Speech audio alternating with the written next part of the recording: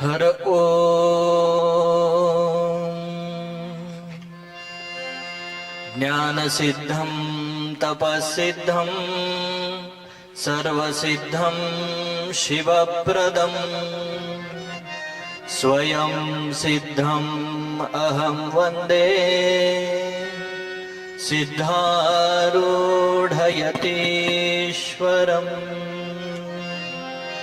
वसुदेवसुतं देवं कंसचाणूरमर्दनं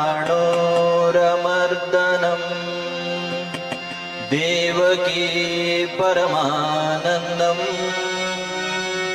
कृष्णं वन्दे जगद्गुरुं कृष्णं वन्दे जगद्गुरुम् ॐ सहनाववतु सहनौ भुनक्तु सह वीर्यं करवावहै तेजस्विनावधीतमस्तु मा विद्विषावहै ॐ शान्ति शान्ति शान्तिः। परमपूज्य प्रातस्मरणीय अद्वैत सार्वभौम चक्रवर्ती शिवावतारी दया सिंधू जगद्गुरु सिद्धारूढांच्या दिव्य चरणी नतमस्तक होऊन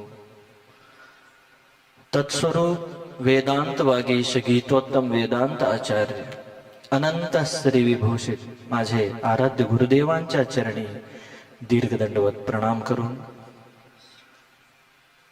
प्रेम भक्ती साधना केंद्राचे परमपूज्य श्रोत्रिय ब्रह्मनिष्ठ माताजींच्या चरणी प्रणाम समर्पित करून व्यासपीठावर अलंकृत उभय संतांच्या चरणी नमन करून आमच्या साधक आत्मीय बंधूंना नमन करून उपस्थित सद्भक्त हो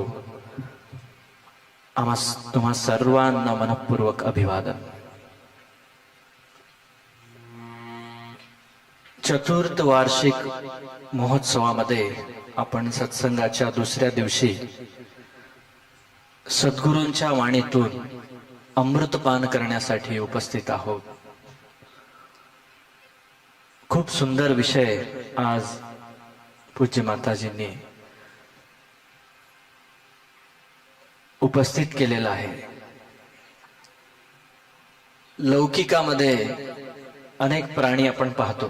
what is difference between man and animal other animals. इतर प्राण्यांना जे येत नाही एक विशेष गोष्ट आहे ती माणसाला येते बोलणं, वचन कसे बोलावे, कुठे बोलावे, किती बोलावे, काय बोलावे। आपण नेहमी सांगतात 99% लोकांना कसं बोलावं हे माहित नाही। आजचा विषय आहे एकवचनी श्रीराम, प्रभू श्रीरामजी एकवचनी। सामान्यपणे जर आपण बोल जर पाहिलं, शब्दांचा एक समूह आहे। शास्त्रामध्ये येतं, आपण सगळे श्री विचार चंद्रोदय ऐकता म्हणून थोडस शास्त्रामध्ये येतं की वाक्य कशाला म्हणावं, शब्द कशाला म्हणावं, त्याच्यामध्ये किती प्रकार, खूप विस्तारामध्ये आहे। त्याच्यामध्ये थोडक्यात जर समजायचं झालं, शब्दाचे आपल्याला माहित असल्याप्रमाणे 2 प्रकार आहेत।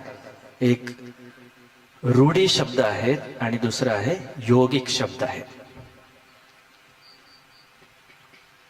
थोडंसं समजायचं झालं तर एक उदाहरण घेऊया।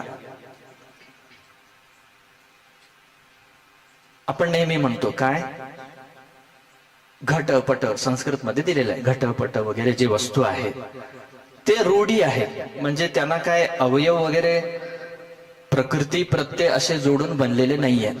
आता हे प्रकृती प्रत्यय म्हणजे काय, जर हे समजायचं असेल तर संस्कृत व्याकरणामध्ये 2000 धातू आहेत। धातू म्हणजे मूल रूप, शब्दाचे मूल रूप 2000 आहेत. त्यांच्या पाठीमागे प्रत्यय जोडून जे शब्द बनतात त्यांना अवयव जनित जे शब्द आहेत त्यांना योगिक शब्द किंवा योग शब्द असे म्हणतात. पाचक शब्द आपण ऐकतो. पाचक, पाचक शब्द जो आहे पच धातू अक प्रत्यय हे दोन्ही जोडून बनलेला आहे. पच म्हणजे पाक, स्वयंपाक म्हणतात ना, पाक. अक म्हणजे अक जो प्रत्यय आहे तो कर्ता अर्थ मध्ये उपयोग केला जातो. पाक करणारा, दोन शब्द झाले ना, पाक अक. पाक म्हणजे स्वयंपाक, अक म्हणजे करणारा, पाचक म्हणजे स्वयंपाक करणारा. याला काय म्हणतात? योगिक शब्द असं म्हणतात. दुसरा आहे रूढी शब्द. रूढी शब्दामध्ये असे काही अवयव नाहीयेत. समुदाय जे आहेत त्यांना रूढी शब्द असं म्हणतात. अवयव रूपाने जे आहेत त्यांना योगिक शब्द म्हणतात. अजून एक शब्द आहे योगारूढी, म्हणजे दोन्ही योग पण आहे रूढ पण आहे. हा विषय मी का सांगत आहे तर श्रीराम मध्ये जो राम शब्द आहे, राम शब्द योगारूढी आहे, योगिक पण आहे आणि रूढी पण आहे. योगिक शब्द कसं म्हणायचं तर रमू क्रीडायाम धातू आहे. मी म्हटलं ना 2000 धातूमध्ये रमू नावाचा एक धातू आहे, ते क्रीडायाम अर्थमध्ये प्रयोग केला जातो. रमू क्रीडायाम धातूला जेव्हा घय प्रत्यय लागतो तेव्हा राम शब्द तयार होतो. संस्कृत मध्ये आहे. त्याची व्युत्पत्ती जर पाहायची झाली तर रमन्ते योगिनो यस्मिन स रामः, योगी गण ज्याच्यामध्ये रममाण करतात त्याला राम शब्द, राम म्हणावं. रामभद्राचार्यजी म्हणून एक पंडित आहेत, त्यांच्या समोर प्रश्न करण्यात आला एका पंडिताने, ब्रह्म बडा की राम बडा. पंडितांना फसवण्यासाठी असे प्रश्न विचारत असतात. दोनों एक ही है. त्यांनी खूप सुंदररित्या तिथे उत्तर दिले. तर प्रभू श्रीरामचंद्र जे आहेत हे परमात्मा आहेत, प्रश्नच नाही. योगी जण नेहमी कोणत्या लक्ष्यासाठी पोचू इच्छितात ते राम आहेत असं त्या शब्दाचा योगिक मध्ये अर्थ झाला. आणि जर रूढीमध्ये पाहायला झालं तर दशरथ पुत्र राम, राम म्हणल्यानंतर दशरथ राजाचे पुत्र राम असा अर्थ होतो. अजून एक शब्द आहे पंकज. पंकज म्हणजे काय हो? गुलाबाचं फुल. पंक म्हणजे चिखल, ज म्हणजे उत्पन्न झालेला, चिखलातून जो उत्पन्न झालेला आहे त्याला पंकज असं म्हणतात. पण चिखलामध्ये फक्त कमलच उमलतात, सर्व चिखलातच आहे ना आपलं सर्व पीक. पण इथं पंकज शब्द म्हटल्यानंतर केवळ आपण जसं कमळच घेतो, कमळ म्हणलो का गुलाब म्हणलो मी मग चुकलो, कमळ कमळ, पंकज म्हणजे कमळ. कमल जे म्हणतो आपण तर रूढीमध्ये तो कमल झाला, पण जर योगिक जर शब्द प्रयोग केला तर चिखलातून जे काही जन्मतो त्याला सगळ्यांना पंकज असं म्हणावं. एवढं खूप सारं जे आहे ना हे एवढ्या अवयवातून असे असे असे शब्द तयार होतात. म्हणून रामायणामध्ये जेव्हा हनुमानजी भेटले प्रभू श्री रामचंद्रांना आणि त्यांचं वार्तालाप जो झाल्यानंतर प्रभू श्री रामचंद्रजी हनुमानांबद्दल सांगतात. काय सांगतात? हे जे आत्ता माझ्याशी भेटले इतके शुद्धपणे स्पष्टपणे एकही शब्द न चुकता, न जास्त बोलले न कमी बोलले, असे विद्वान आहेत असं हनुमानांबद्दल सांगितले. म्हणूनच ज्ञानी नाम अग्रगण्यम असं पदवी आहे कोणाला? हनुमानजींना. तर बोलावं कसं तर त्यांच्यासारखं बोलावं. आपण बोलत असताना आत्ता बोललो ना मी गुलाब, कमळाच्या ऐवजी गुलाब बोललो, ही बोलू नये. आप्पाजी नेहमी सांगत असतात, आमच्या आप्पाजींचे गुरुजी दादा गुरु आमचे शिवपुत्र स्वामीजींबद्दल प्रवचन सांगत असताना ते एकही शब्द पुन्हा परत घेत नव्हते म्हणे. म्हणजे तेवढे तंतोतंत अगदी जसं म्हणतात ना तुकाने तुकून बोलले, प्रत्येक शब्द जो आहे तोलून बोलायचे. आपण नेहमी म्हणतात की ते सर्व उत्तर भारत सर्व संतांना पाहिले, पण दादा गुरूंसारखे वेदांत केसरी आणि त्यांच्यासारखे निर्मळ म्हणा किंवा सहज म्हणा, ते आप्पाजीच बोलू शकतील माझ्यापेक्षा जास्त. तर असे जे आहे उदाहरण जे आहेत संतांकडून कळता येतं. संत जण आम्ही जास्त संपर्क आप्पाजींकडे असल्यामुळे आप्पाजी बद्दल बोलायचं तर आप्पाजी सुद्धा खूप आश्चर्याची गोष्ट आहे. आपण खूप शिकण्यासारखं आहे. थोडं आता आम्हाला बोलायला माईक दिले, थोडस काहीतरी अधिकार आला तर लगेच आपली जी वाणी आहे ना बदलते. करोडोंची संपत्ती आहे आप्पाजींची, लौकिक संपत्ती. आध्यात्मिक संपत्ती तर समोरच आहे. आणि परवा जे सहस्त्रचंद्र दर्शन झाला त्याच्यामध्ये 170 साधू होते. त्यांचं प्रत्येकाचं आप्पाजीवरचं प्रेम ते सर्वांनी आलेले पाहिलेलेच आहेत. एवढं सगळं असताना सुद्धा आम्ही त्यांच्या सोबत असताना आप्पाजींचे आमचे सतीश महाराज नेहमी म्हणत असतात, आप्पाजींच्या व्यवहारातून खूप शिकण्यासारखं आहे आणि त्यांच्या निर्देशातून खूप शिकण्यासारखं आहे. आजपर्यंत आप्पाजींनी पाणी दे म्हणून मागितले नाही, मागत नाही. रूम मधून बाहेर जात असताना लाईट स्वतः बंद करतात. काय गरज आहे? आम्ही नाही का पाठीमागे शिष्य?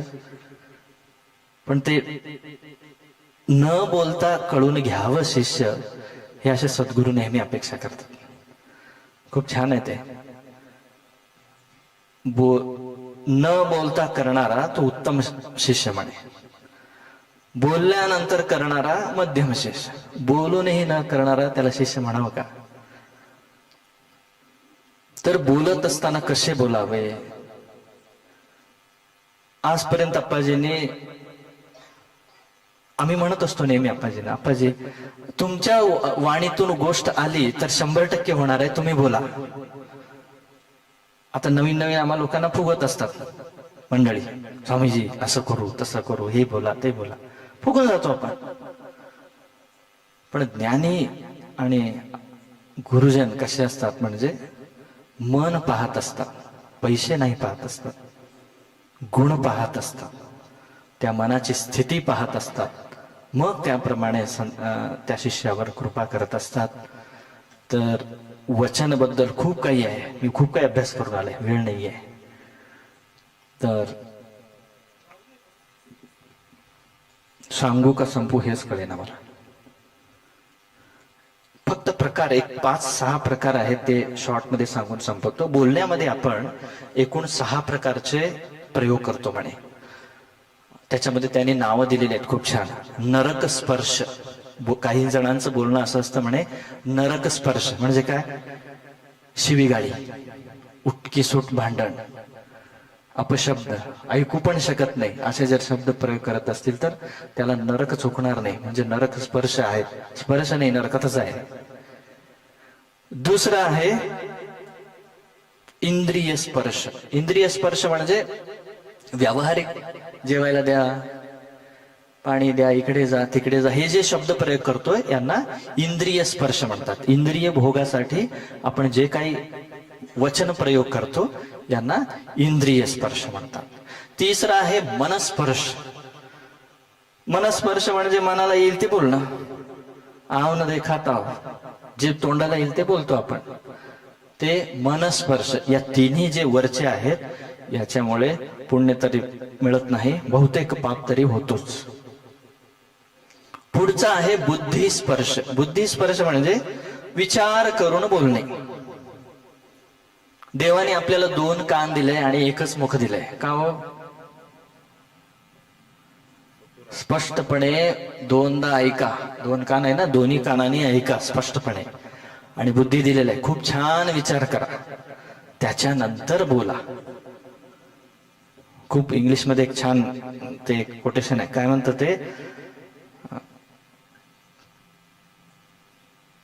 Tongue is 3 inches long. जीभ जी आहे 3 इंच लांब आहे म्हणे. yet it can kill a man of 6 feet. म्हणजे जिभाची ताकद एवढी आहे ती 3 इंच असलं तरी 6 फुटाच्या माणसाला मारू शकते म्हणे. खूप सुंदर सुंदर या विषयी बोललेले आहेत. बुद्धिस्पर्श म्हणजे विचार करून बोलणे. चित्तस्पर्श म्हणून दिलेला आहे 5वं. चित्तस्पर्श, बुद्धिस्पर्श म्हणजे काय, थोडं विचार, लौकिक मध्ये आपण सगळेजण विचार करूनच बोलत असतो. पण चित्तस्पर्श म्हणजे सार आणि असार याचा विचार करून बोलणे, याला चित्तस्पर्श असं त्याने दिलेलं आहे. म्हणजे आपण जे शास्त्रचिंतनीय बोलतो ना, अगदी जे सत्य आहे त्याच्याबद्दल बोलणं, सार असार जाणून बोलणं, याला चित्तस्पर्श वाणी म्हणतात. आणि शेवट आहे परतत्व स्पर्श. परतत्व स्पर्श म्हणजे केवळ आणि केवळ देवाबद्दलच बोलणं, याला परतत्व स्पर्श म्हणतात. आणि मौन मौन म्हणतो ना आपण, मौनी मौनी बाबा आहेत. शास्त्रामध्ये सांगितलंय मौन म्हणजे तोंडाने न बोलता मनामध्ये अल्लोळ कल्लोळ होऊन पेपरमध्ये लिहून लिहून असं करा तसं करा म्हणून राग करणारे हे मौन नव्हे. मौन म्हणजे परमात्माविषयी बोलणे, फक्त परमात्माविषयी बोलणे, हा खरा मौन आहे, असे भागवतपाल शंकराचार्यांनी व्याख्यानमध्ये केलेलं आहे. तर हे अधिक न बोलता सद्गुरूंच्या चरणी 2 शब्द अर्पण करीतो. हरिओम तत्सत. हरिओम तत्सत.